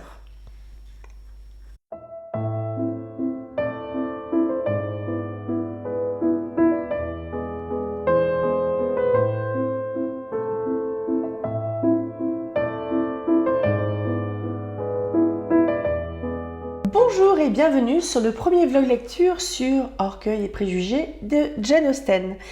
C'est donc le livre de sa plume qui est le plus connu. Je ne sais pas si vous avez écouté ou déjà lu Raison et sensibilité ou Raison et sentiment, qui est son premier roman. Donc je l'ai lu sur la chaîne, il est entier, c'est le premier livre que je lisais. J'avais pas la crève comme j'ai la crève là. Mais Jane Austen va rester vraiment sur les mêmes thématiques, je pense, tout au long de son œuvre. Donc là, on est encore plus ou moins, on est à la campagne. Je ne sais pas si elle a des romans qui se déroulent à Londres. Ça pourrait être intéressant. C'est un livre que j'ai déjà lu 2 ou 3 fois, que j'ai adoré. J'ai déjà vu aussi, je pense, 2 ou 3 fois le film avec Keira Knightley qui date de 2005. Donc je vais faire mon maximum pour ne pas spoiler. Donc là, on a lu les 8 premiers chapitres et on est à peu près à un huitième, donc on doit être à 12%, un truc comme ça. Qu'est-ce que vous en dites? En fait, je pense que les vlogs lecture, surtout sur les romans, les romans du dimanche, parce que j'en fais pas sur ceux du lundi. Je pourrais, hein, je pense, mais peut-être à la fin. Mais les vlogs lecture, j'ai envie de les tourner un petit peu autrement parce que là je pensais, en fait j'avais lancé sur un forum une relecture de Harry Potter et j'ai un peu calé à peine 50 pages du premier, pas parce que ça m'intéressait pas, mais parce que je réfléchissais, enfin j'avais pas trouvé l'idée de comment aborder cette relecture et en parler sur la chaîne. Et j'ai trouvé, parce qu'on est sur la ressourcerie de l'écrivain. Donc l'écrivain, c'est celui ou celle qui écrit. Ce qui fait que peut-être que les vlogs lecture maintenant, plutôt sur les romans que peut-être sur les contes aussi, je vais peut-être les tourner un petit peu aussi en fonction de ces idées-là. Donc là, qu'est-ce qu'on a comme caractéristique dans Orgueil et Préjugés? Il n'y a pas un truc qui vous saute aux yeux? Les descriptions? Je crois me souvenir que Elisabeth, on a juste dit qu'elle était, elle est de taille moyenne, on va dire. Elle est fine, elle a des yeux bruns. Jane, je ne sais plus si on a dit si elle était blonde ou pas, mais c'est la plus jolie des 5. Il n'y a pas de description. Très peu de description des personnages. Pour Darcy, on dit juste qu'il a une physionomie agréable, etc., mais que d'abord, il n'est pas agréable. Donc, c'est un truc, il me semble bien, qui était déjà présent dans Raison et Sensibilité. Parce que je suis infoutue de vous donner de vous décrire l'un ou l'autre des personnages. Mais vraiment. Et par contre, il y avait plus de description de lieux, de paysages dans Raison et Sensibilité qu'il y en a pour le moment dans Orgueil et Préjugés. Et je trouve que, pareil, au niveau des dialogues, c'était pas facile à lire parce que, encore quand il y a un dialogue juste entre 2 personnes, ça va, mais quand c'est 4, 5, 6, je peux pas faire des voix et j'ai la crève. Donc c'est un peu délicat à suivre, donc j'espère que vous avez à peu près capté de qui on cause. Je pense aussi que comme il y a un sacré paquet de personnages, je vais vous mettre, je pense, dans la description, la composition en fait des familles. Parce qu'on a la famille Bennett avec monsieur et madame Bennett, les 5 filles. Je vais mettre l'ordre de naissance. On avait les Lucas qui sont les voisins. On a Bingley et 2 de ses sœurs, donc une qui est mariée qui est madame Hurst. On a Miss Bingley qui n'est pas mariée. On a Darcy qui est tout seul. Il y avait Forster aussi, je ne sais plus qui. Il y avait Williams. Là, on a déjà une tripotée de personnages. Et honnêtement, moi, c'est comme si vous arrivez en fait dans une fête et vous ne connaissez personne. Et là, c'était pas évident parce que bon, dans une fête, si vous êtes un minimum physionomiste et qu'on vous présente des gens, vous allez retenir les noms. Sauf que là, à part une espèce de caractérisation, mais via la personnalité du personnage, on n'a pas grand-chose. Je dis pas que c'est un défaut, hein. Je dis pas que c'est un défaut, mais je pense vraiment que c'est une caractéristique de l'écriture de Jane Austen, à savoir qu'elle ne décrit pas, ou très peu, ces personnages. Et par contre, ils sont extrêmement fouillés sur le plan psychologique. Et comme dans Raison et Sensibilité, le premier bouquin, elle a vraiment travaillé tout du long l'opposition entre la raison d'un personnage et la sensibilité d'un autre, qui, confronté à des situations qui sont compliquées, voire même des situations qui sont similaires, ne réagissent pas du tout de la même manière. Un personnage raisonnable qui prend sur lui, qui porte un petit peu tout, et le personnage sensible qui s'effondre, qui déprime, qui pleure, qui tombe malade. Et je reste vague le plus possible. Mais je trouve que il y a un truc qui me saute aux yeux comme caractéristique, c'est que Jane Austen ne décrit pas ses personnages, ou très peu, quelques traits. C'est comme si c'était une esquisse. Et pareil, les lieux, il n'y a rien. Enfin, il n'y a rien. Moi, ça ne me manque pas forcément. Mais par exemple, comme je lis La peau de chagrin en parallèle, alors la peau de chagrin, il y a de la tartine au niveau de la description. Ça ne me dérange pas non plus, hein. J'aime beaucoup quand il y a des descriptions, comme chez Tolkien, comme chez Georges Martin. Il me semble aussi que c'était pas mal décrit chez Christelle Dabos, il faudrait que je les relise. Je sais plus, mais bref, c'est un truc qui me saute aux yeux. Et on est quand même pas mal sur de la punchline au niveau des dialogues. Et là, est-ce que si vous êtes totalement naïf, si vous ne connaissez pas du tout ce bouquin, que vous n'avez jamais entendu, que vous n'êtes jamais tombé sur des mèmes ou des trucs comme ça ou des images sur le net. D'après vous, c'est quoi les futurs couples? Parce qu'il va y avoir un ou deux ou peut-être plus couples. D'après vous, qui va être en couple et qui va être en couple avec qui? Là, on commence à avoir quelques éléments. Et est-ce que ça va être ça? Est-ce que ça va être vos prédictions? Et est-ce que vous les appréciez, ces personnages? Parce que le truc que j'aime bien aussi, c'est chez Jane Austen, et il me semble que dans les traductions françaises, le côté ironique est beaucoup moins présent. Alors, soit c'est un défaut, entre guillemets, de la traduction, parce que, pour raison et sensibilité, Isabelle de Montolieu, ce que j'ai lu, quand elle a traduit Jane Austen, elle a viré des trucs. Elle n'a pas, entre guillemets, respecté le texte ni respecté l'autrice en traduisant un petit peu à sa sauce. Et il me semble que pour Orgueil et Préjugés, qui était positionné comme une romance, il y a des trucs qui ont été un petit peu... Je pense que l'ironie, elle est passée un peu à la trappe pour que ce soit... peut-être pour que ça corresponde plus aussi au public français, hein. Et je serais assez intéressée de savoir si des hommes ont déjà lu Orgueil et Préjugés. Donc si vous pouviez vous manifester. Bon, après, je suis assez dubitative sur à poser un sexe entre guillemets au lecteur en fonction d'un genre ou d'un auteur ou particulier. Mais je sais pas, ça m'intrigue.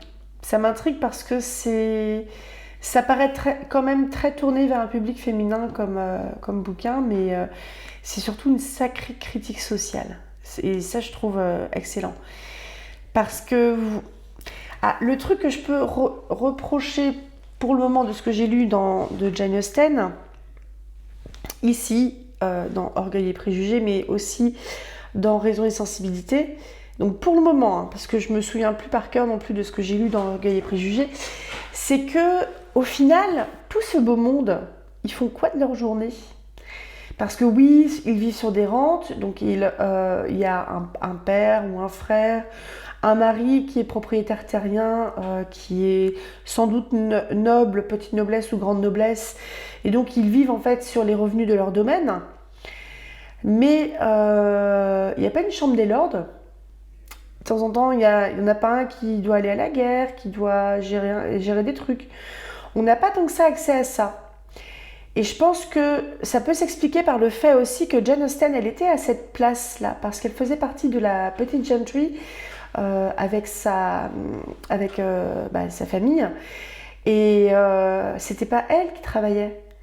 Enfin, si travail il y avait, parce qu'il faut quand même gérer un domaine, je pense que c'est un peu comme gérer une entreprise, donc faut donner des ordres à des employés, faut encaisser les sous, faut régler les factures et compagnie. Il y a peut-être des impôts etc.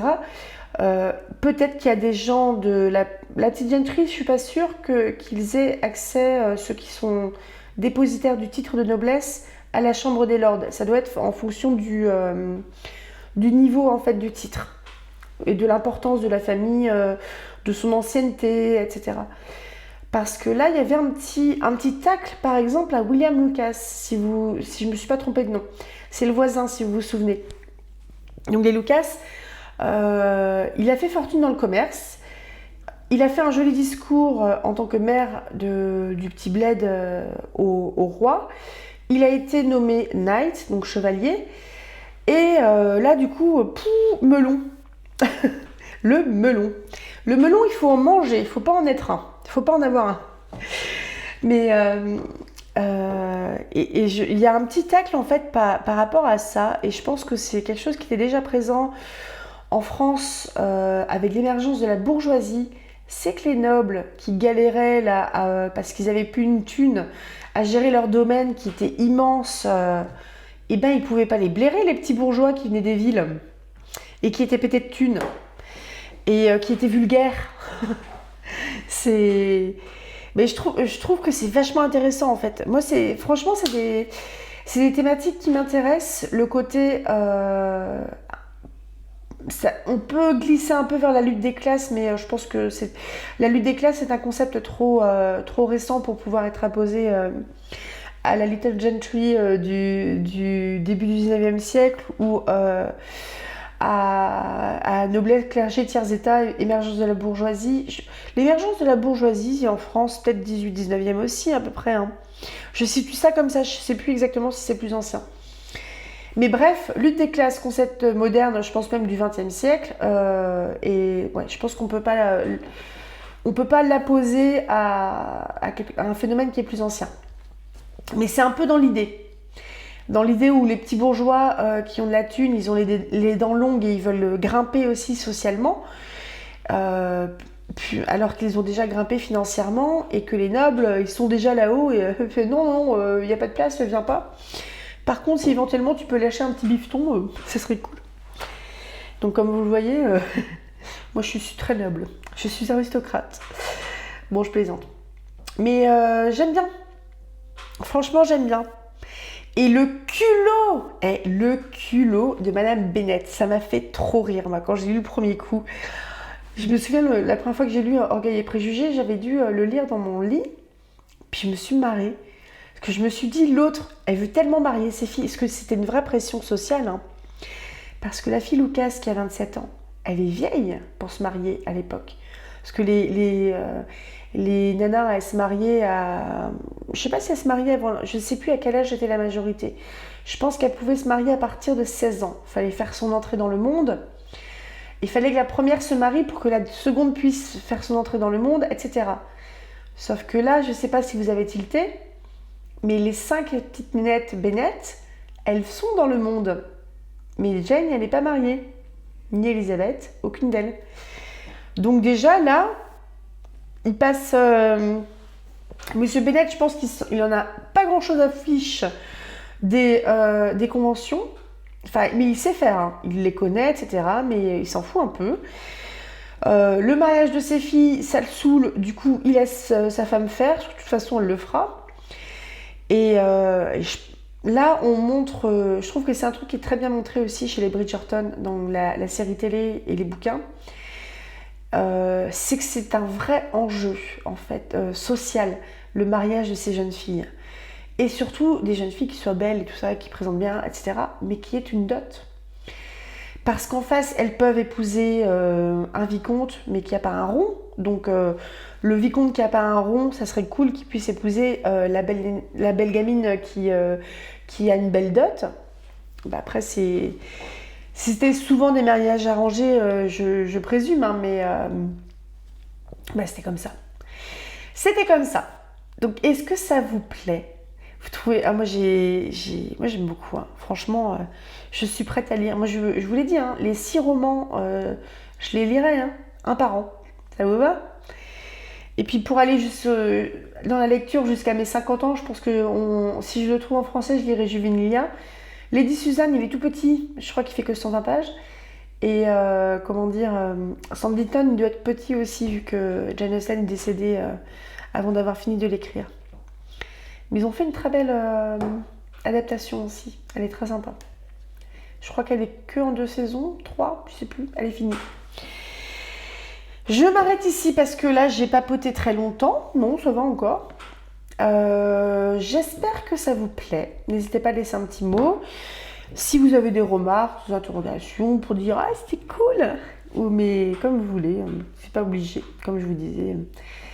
Mais il paraît qu'il faut dire abonnez-vous, likez, partagez, etc. Comme vous voulez. Il n'y a pas de souci. À tout bientôt. Rêvez tout grand. Et respectons les conventions sociales, s'il vous plaît. Salut, bon dimanche.